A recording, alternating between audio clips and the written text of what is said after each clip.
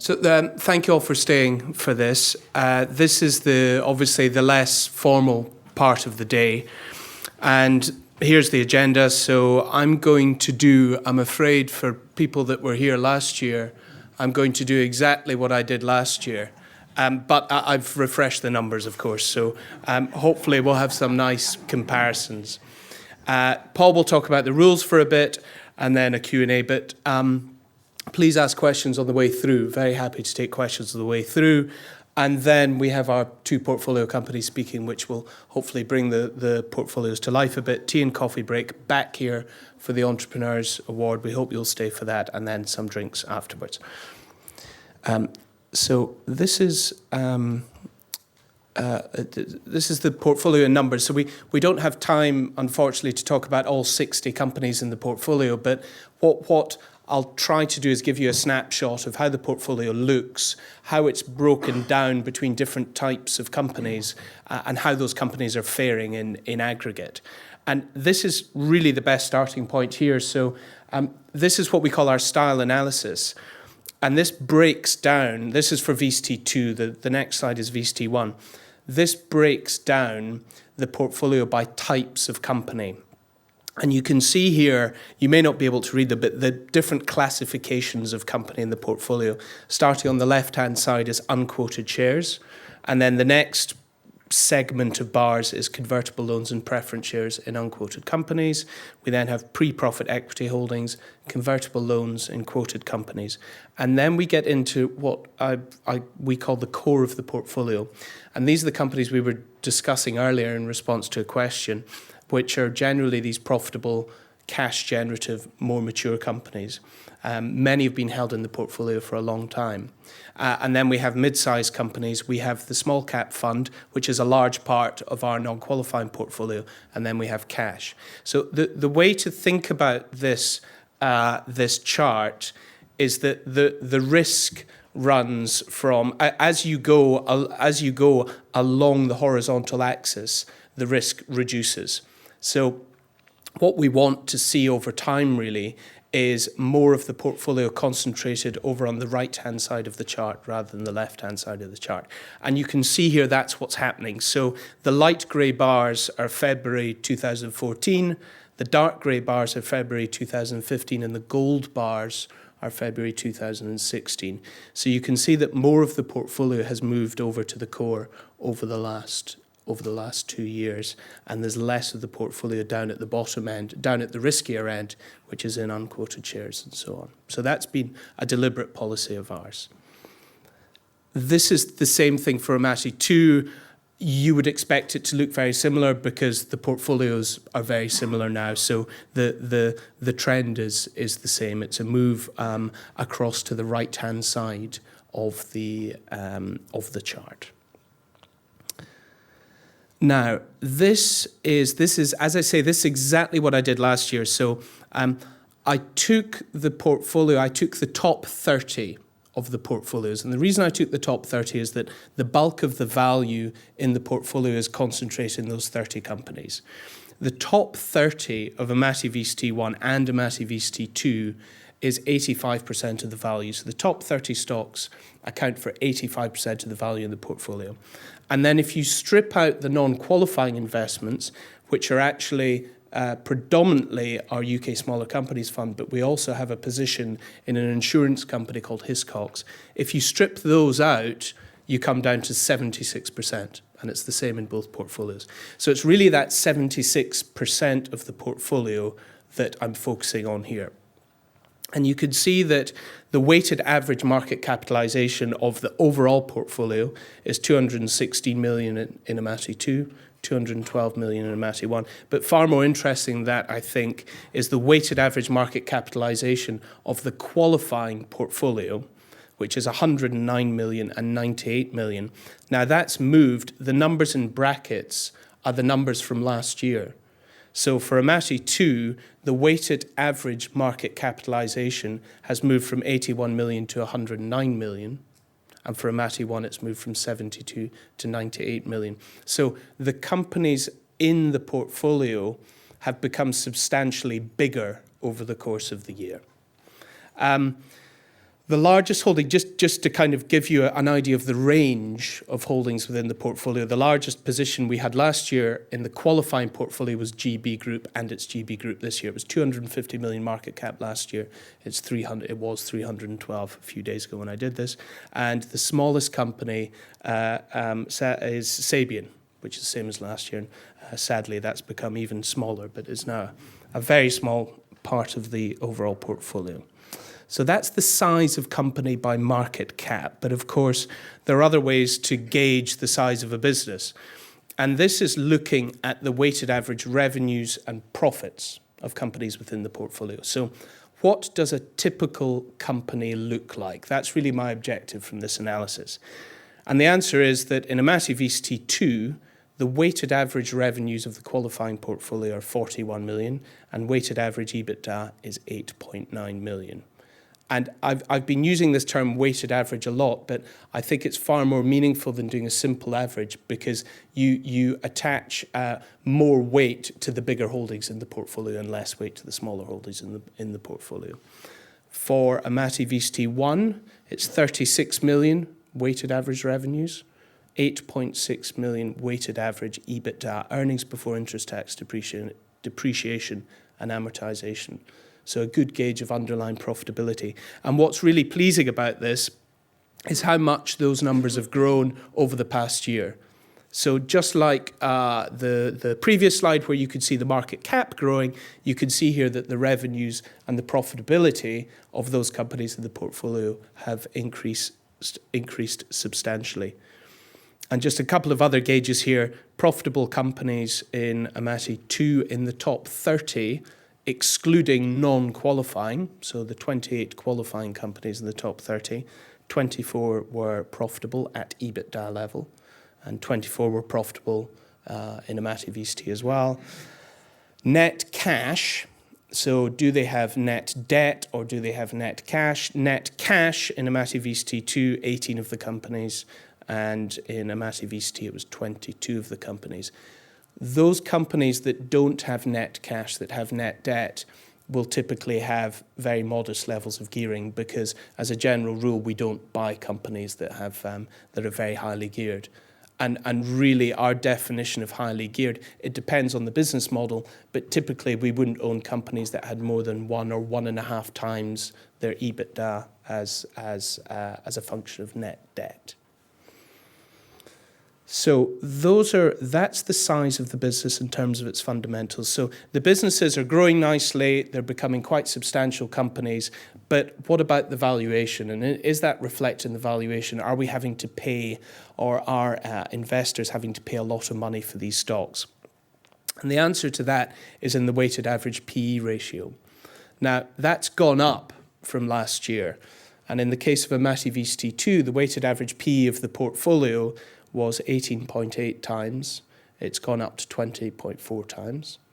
And in Amati VCT, it's gone from 18.7 times to 19 times. So the portfolio, the stocks in the portfolio have become more expensive.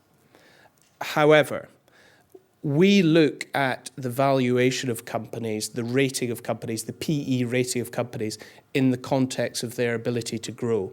So we would expect to pay more for a company that has better growth prospects. And you can look at a PEG ratio, which is the price-earnings ratio divided by the anticipated earnings growth. So if we look at the earnings growth, we can see that the earnings growth has improved slightly. So 22% expected earnings growth in Amati VCT2, which is pretty good, 18.5% in Amati VCT1. So that drives a PEG ratio in Amati 1 of 0.9 and in Amati VCT2 of 0.9 and in Amati 1 of 1 times, which we're comfortable with. So we don't have any issues with valuation, albeit they have become a bit more expensive. And to put that into context, this is a list of UK indices, the PE ratio of the indices, the growth rates of the indices, and therefore the PEG ratios. So at the moment, the FTSE 100 is trading on about 15 times. The anticipated forward EPS growth is only 3%. So on a peg basis, which is perhaps not relevant for large cap stocks like you find in the FTSE 100, but on a peg basis, it's expensive because you're paying 15 times for not much growth. A FTSE 250 is a bit better. You're paying 15 times, you get 8.6%. The small cap is a lot better. You pay 12.2 times and you get 10%. FTSE AIM All Share better still, 14.5%, and you get 50% earnings growth. Now, this strips out loss makers, but that's consistent.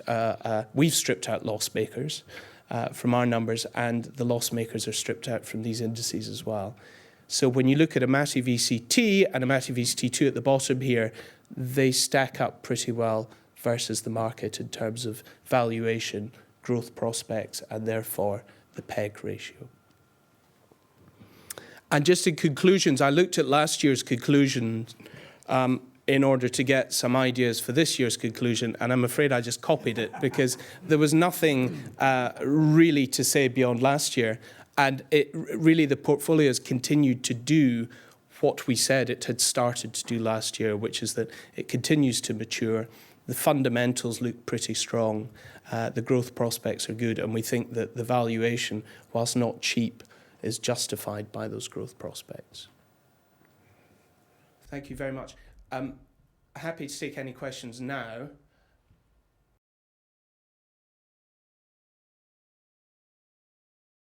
We do look at what our peers are doing, but we don't spend too much time doing that. I mean, we know that as a VCT manager, you have to be a bit more reactive than we do when we're investing from our small cap fund, because in our small cap fund, we can buy anything on more or less anything on the UK market. So we have a choice of 1,300 companies. With the VCTs, we wait for companies to raise money that meet all the VCT qualifying criteria. And most of those deals will be seen by us and our competitors. So we make up our own minds about whether that particular deal meets our criteria for investment. And we all have slightly different criteria, but I guess ultimately we're all looking for the best companies with the best prospects. So obviously that's not going to change. But as you rightly say, the rule changes mean that we're going to have to invest in some earlier stage companies. Now, as I said before at the AGM, we still have this core of the portfolio that's very strong and very stable and very robust. And the irony is we wouldn't want, most fund managers want companies in their portfolio to be taken over because you get an immediate uplift. You know, somebody comes in and bids for a stock, 20, 30, 40, 50% premium to the share price. We really don't want that to happen because these companies, these mature companies that we've been holding for a long time, become very, very precious to us. Because if something like a learning technologies or a keywords were to be taken over, we would have to replace it with something that was much earlier stage because of the new rules. So to a certain extent, it's in our hands. We can persuade these companies that they're better served remaining on the market and growing on the market and turning from a £50 million business into a £500 million business on the AIM market. But to a certain extent, it's out of our hands. You know, we're not majority shareholders in these businesses. So if they want to push the button on that kind of corporate activity and the business is sold, we're going to have to find something to replace it with. And because of the new rules, that's going to be slightly earlier stage. So, I mean, our strategy, it is being refined, and it has to be refined in line with how the rules are changing and how the rules are dictating how we have to invest in businesses. But we don't, to reassure you, we don't need to find 10 or 20 new investments a year. We only need a few, so we can be very selective. Last year we saw, traditionally we used to see 80 or 90 businesses a year to choose from. So if you only need to select a few from that number of businesses, then you should be able to find a few good ones in there.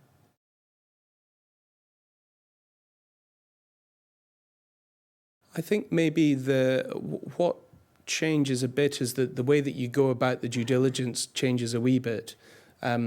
It's a bit easier to diligence a company that has a track record of sales and profits, because you have good validation of the product or the service and their ability to sell that product or service for more than they're paying for it. And you can value that business using comparable companies and discount it and do all of those things. With something that's a bit more conceptual, and I hesitate to use that word because we're not planning on doing conceptual investments, but for something that has lower revenues and is perhaps not profitable yet, you have to spend a bit more time identifying the market need for it, the size of the market, their ability to penetrate that market, how much market share they're going to take, why that product is superior to the other products on the market. So there's probably a bit more emphasis on that kind of product or technical due diligence. And we have in the past, with companies like that, asked a third party to give us a view, so not the broker that's bringing us a deal, a third party to give us a view on an investment, which is a bit more how you would run a private equity process where you ask lots of experts to provide you with due diligence that you either act on or don't. So it has changed slightly in that respect when we're looking at deals.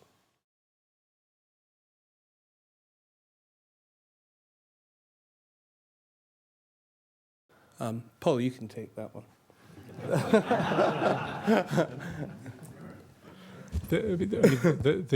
Both the VCs have a very clear dividend policy, and which is to pay between 5 and 6% of their year-end NAV in dividends.